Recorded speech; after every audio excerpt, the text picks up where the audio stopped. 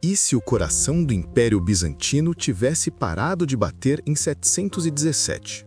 E se Constantinopla, a joia dourada entre dois mundos, tivesse sucumbido às forças do Califado Omíada? Imagine as águas do Bósforo refletindo não o brilho das cúpulas cristãs, mas o estandarte crescente de um império que parecia não conhecer limites. O vento da madrugada sopra salgado, misturando o cheiro de óleo fervente das muralhas com a poeira do deserto trazida por exércitos que juraram conquistar a cidade de Constantino. Dentro das poderosas muralhas de pedra, o medo pulsa como um segundo coração. Pais apertam as mãos dos filhos, monges recitam orações que ecoam como tambores fúnebres. Cada chama de lamparina treme com a dúvida. Será hoje o último amanhecer cristão no Oriente? Do lado de fora, 100.000 soldados árabes preparam catapultas e o rugido dos guerreiros mistura-se ao tilintar das lâminas. Do lado de dentro, a esperança se agarra a um fio, enquanto o mar de Mármara torna-se um espelho escuro de presságios. É mais que uma batalha. É a respiração suspensa de uma civilização. Mas, e se as muralhas cedessem? E se o fogo grego falhasse e os portões ruíssem? A Europa teria renascido? Ou toda a história seria escrita sob outro credo? Este universo paralelo começa quando a lua cobre o sol e a sorte vira pó. A nova Roma não sobrevive. As catedrais viram minaretes e o eco das cruzes se perde no Islã. E se Constantinopla tivesse caído naquela noite? Para entender o que poderia ter sido, precisamos reviver o que realmente aconteceu. O ano é 717. O Império Bizantino, herdeiro do mundo romano, cambaleia após décadas de crises internas, guerras civis e invasões. O trono é ocupado por Leão III, estrategista astuto que assume o poder em meio ao caos. Do outro lado, o Califado Omíada, em expansão fulminante, já domina da Península Ibérica à Pérsia. O Mediterrâneo inteiro parece respirar sobre a bandeira islâmica. O califa Suleimã envia uma força colossal, 120.000 homens por terra e uma frota que escurece o horizonte. Constantinopla, cercada por muralhas triplas e protegida pelo lendário fogo grego, é o último obstáculo entre o Islã e a Europa cristã. As ruas estreitas da cidade fervilham com rumores. Alguns acreditam que a Virgem Maria protegerá a cidade de Deus. Outros temem que a antiga profecia de queda esteja prestes a cumprir-se. No Mar de Mármore, os navios árabes ancoram como floresta de mastros. O som dos tambores de guerra mistura-se ao uivo dos ventos de inverno. Os bizantinos sabem. Se perderem, não haverá reforços. Não há Roma. Não há legiões. Apenas eles, a fé e a chama líquida do fogo grego. Por meses, os assaltos fracassam. O fogo viscoso incendeia navios, a fome assola os sitiantes e o inverno cruel transforma a neve em túmulo. Na primavera, a frota árabe está em frangalhos. O cerco se desfaz. Constantinopla resiste. E com ela, a cristandade. Mas feche os olhos. Apague o fogo grego. Esqueça o vento gelado. Imagine um detalhe. Uma brecha. Um traidor. E se a fé tivesse vacilado por um único dia? O destino do continente mudaria. Comércio, ciência, catedrais, talvez não existissem. O coração da Europa bate graças ao frio e a labaredas líquidas. Mas e se tivesse parado em 717? Imagine madrugada úmida, em que a maré favorece invasores. Nevoeiro cobre Mármara, abafando remos. A corrente que prendia o chifre de ouro parte com um estalo, corroída ou sabotada. Vigias sonolentos após meses de cerco veem tardes sombras na água. O muezim corta a névoa. Allahu Akbar. 7.000 desembarcam antes que a cidade acorde. As primeiras muralhas, surpreendidas, cedem a arietes improvisados. A antiga profecia, um dia a segunda Roma cairá, ecoa. O fogo grego falha, um vento traiçoeiro ou estoques vazios. Labaredas que antes protegiam, agora iluminam terror. Nas praças, caos. Pais correm com filhos, sacerdotes carregam relíquias inúteis. Leão III, símbolo de resistência, vê a cruz inclinar-se. O sino da Hagia Sophia toca pela última vez. Não é só derrota militar, é colapso espiritual. O centro do cristianismo oriental desfaz-se. Mosteiros sentem o frio subir pela espinha. Em Roma, o Papa recebe cartas com cheiro de cinzas.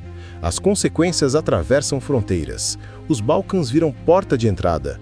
Sem Constantinopla, a Europa Oriental fica exposta. Reinos eslavos, divididos, assistem ao avanço lento e inexorável. No Ocidente, os francos ainda não são Carlos Martel. A Península Ibérica é Omíada.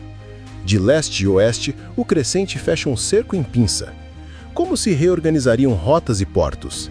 Que língua dominaria Veneza? Quem escreveria os livros do Renascimento? A história treme como vela ao vento. A queda de uma cidade é o começo de um império de possibilidades. E agora? Quando o sol se ergue sobre as muralhas fumegantes, a antiga Constantinopla já não existe. No seu lugar, Al-Constantinia, a nova pérola do califado, brilha sobre o estandarte verde. O chamado do muezim ecoa pela Hagia Sofia, agora mesquita. Ícones dourados são velados ou destruídos, manuscritos gregos dispersos. Para os sobreviventes, cada rua familiar se torna um labirinto estrangeiro. O califado omíada transforma a conquista em símbolo. Poetas árabes cantam a cidade da Porta Dourada e mercadores de Damasco e Bagdá correm para o Bósforo, abrindo uma rota direta entre o Mediterrâneo e o Mar Negro.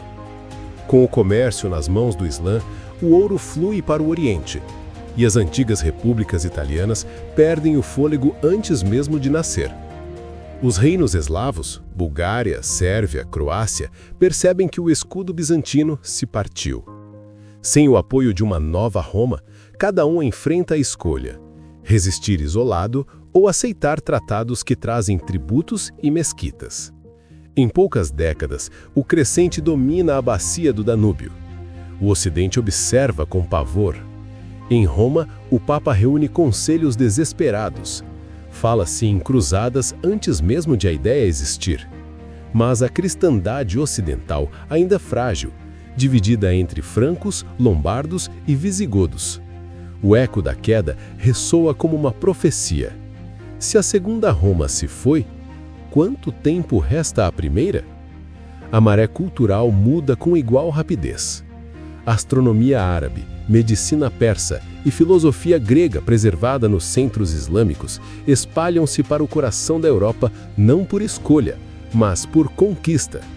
O que chamamos de renascimento poderia florescer, sim, mas em árabe, em mesquitas e madraçais, não em catedrais góticas. E a dúvida maior paira como espada suspensa. Com o Mediterrâneo unificado sob o califado, o avanço para a Gália e além é apenas questão de tempo? Ou nascerá uma nova força, oculta entre os campos frios do norte, capaz de desafiar o império crescente? O eco da queda de Constantinopla atravessa montanhas e mares como um trovão sem fim. As rotas de comércio que alimentavam Veneza e Gênova se esfarelam.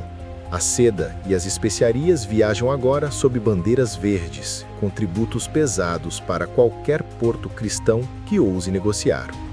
As moedas de prata do Ocidente perdem valor, e as cidades italianas, ainda em gestação, veem seus sonhos de grandeza se dissolver antes de nascer. Nos campos da Gália, monges copistas ouvem rumores de cavalarias árabes atravessando os Alpes. Cada manuscrito que copiam parece um adeus a uma cultura em extinção.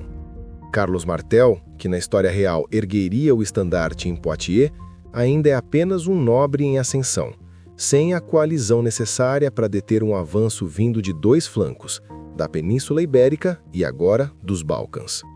No norte, tribos germânicas sentem a pressão como um inverno que nunca acaba. Reis francos e saxões debatem se devem lutar ou se converter para salvar seus povos. A fé cristã, que já unia reinos distantes, começa a se fragmentar. Cada bispo teme que suas igrejas se tornem minaretes antes da próxima geração. E, paradoxalmente, o saber floresce. Bibliotecas islâmicas em Bagdá e agora em Al-Constantinia tornam-se faróis de ciência. Astrônomos medem o céu com precisão inédita. Médicos persas operam com técnicas que a Europa só conheceria séculos depois. O conhecimento renasce, mas em outra língua, com outra cosmovisão. Pense no futuro que se desenha. Uma Europa onde o latim é língua morta, substituído por árabe e persa. Onde a arquitetura gótica jamais ergue catedrais, e sim mesquitas que apontam para Meca. Onde a reforma nunca acontece, porque o cristianismo ocidental não sobrevive para se dividir. O velho mundo se encolhe, não com o estrondo, mas com o silêncio lento de quem perde a própria voz. E na penumbra dessa nova ordem, surge a pergunta inevitável: quem ousará desafiar o império do crescente, quando tudo ao redor já se rendeu? Séculos se passam e o mapa do mundo é irreconhecível. Da costa atlântica da Espanha até os vales gelados do Danúbio, o chamado à oração marca as horas. As catedrais de pedra gótica jamais se erguem. Em seu lugar, minaretes se estendem como florestas de mármore. O árabe torna-se a língua franca de mercadores, eruditos e reis tributários. A Europa, como conceito, como identidade, dissolve-se em uma vasta constelação de províncias do califado. Sem o empurrão do comércio independente, não há frotas portuguesas buscando rotas para as Índias. Não há Colombo, não há conquista das Américas. O Atlântico permanece um oceano silencioso, conhecido apenas por pescadores e marinheiros berberes. A ciência floresce, sim, mas sob outra luz. Filósofos de Al-Qustantiniaí traduzem Aristóteles para árabe, e as universidades que surgem em Bagdá e Córdoba tornam-se o centro incontestado do saber humano. E o cristianismo? Resiste em bolsões isolados, escondido em montanhas escandinavas, sussurrado em cavernas. Seus ritos tornam-se lenda, sua teologia, mito. A cruz sobrevive apenas em livros de viajantes, como lembrança de uma fé antiga, um eco distante de um Deus que um dia dominou impérios. Agora, feche os olhos e volte ao nosso presente real. Perceba o quão tênue foi o fio que separou este mundo imaginário do nosso.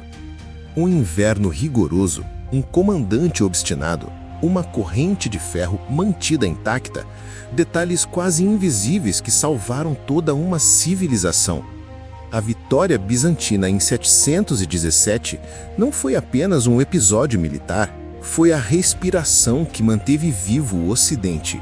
Quando pensamos em "e se Constantinopla tivesse caído?", não falamos apenas de uma cidade, mas da própria ideia de quem somos. Nos lembra que a história é feita de escolhas mínimas, de instantes que decidem séculos, e que por trás de cada monumento que hoje visitamos existe um universo alternativo, um amanhã que nunca conhecemos, mas que quase foi o nosso. Gostou dessa viagem por um passado que poderia ter mudado tudo? Então deixe seu like, compartilhe com quem ama a história. E se ainda não faz parte, inscreva-se agora no canal para continuar explorando cada "e se" que a história esconde. Porque cada clique é um convite para atravessar novas portas do tempo. E você não vai querer perder a próxima.